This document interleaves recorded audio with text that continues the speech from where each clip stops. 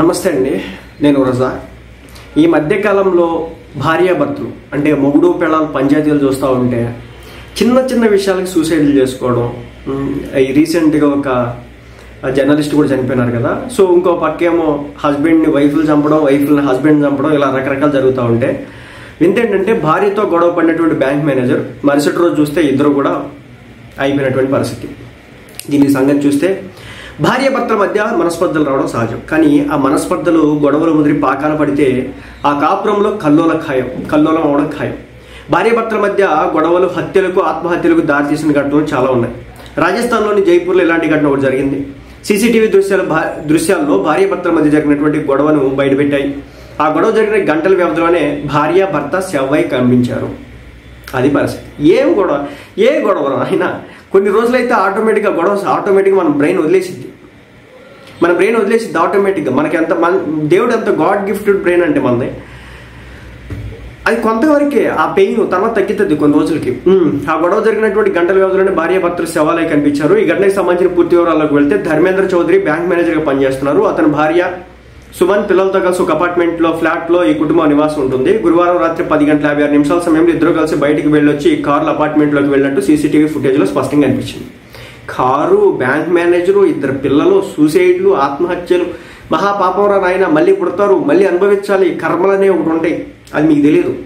అయితే అంతకంటే ముందు కొన్ని గంటల క్రితం ధర్మేంద్ర, సుమన్ మధ్య చాలా పెద్ద గొడవ జరిగింది. గొడవ తర్వాత కారు పార్క్ చేసి వెళ్ళిపోతున్న ధర్మేంద్రను ఆపి అతని భుజాలపై తలవాల్చి సుమన్ భావోద్వేగానికి గురైన దృశ్యాలు సీసీటీవీ ఫుటేజ్లో కనిపించాయి. ఆ హస్బెండ్ మీద భుజాల మీద ఆ వైఫ్ ఉందంట. మరి ఏమి చేసి చచ్చారో ఎందుకో తెలియదు. ఈ గొడవ జరిగిన కొన్ని గంటల తర్వాత భార్యాభర్తలు ఇద్దరు బయటికి వెళ్లి రాత్రి 11 గంటల సమయంలో ఇంటికి వచ్చారు. తెల్లారేసరికి ధర్మేంద్ర ఇంట్లో ఉరేసుకుని విగతజీవిగా కనిపించాడు. సుమన్ ఫ్లోర్ పై ప్రాణాలు లేని స్థితిలో ఉంది. దొంగతనం జరిగిన ఆనవాళ్లు ఏవి కనిపించలేదు. ఆత్మహత్యని ప్రాథమికంగా పోలీసులు నిర్ధారించినప్పటికీ సూసైడ్ నోట్ లాంటివి ఏమీ దొరకలేదు. ధర్మేంద్ర బ్యాంకుకు వెళ్ళకపోవడం, ఫోన్ కలవకపోవడంతో సహోద్యోగులు ధర్మేంద్ర ఫ్రెండ్కి సమాచారం ఇచ్చారు.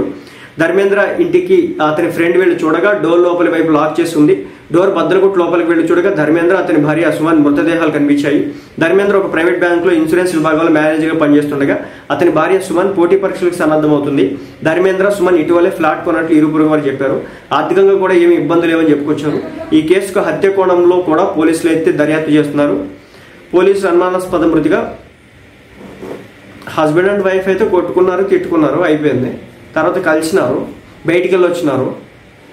ఆయనేమో హ్యాంగ్ చేసుకున్నాడు, ఆమెమో నేల మీద పడుకుంది. ఇద్దరు చచ్చిపోయినారు. తెల్లారికి ఇద్దరు కూడా మృతదేహాలుగా మిగిలినారు. ఏం కాన్స్పిరసీస్ ఏం అర్థం కానటువంటి పరిస్థితి. రోజు రోజుకి అత్యంత దారుణాలు. కలికాలం అంటే ఇదేనేమో. మన బ్రహ్మంగారు చెప్పినటువంటి కలికాలం ఆల్మోస్ట్ వచ్చేసింది. ఎవడు ఎందుకు ఎప్పుడు ఎలా చేస్తారో తెలుసు.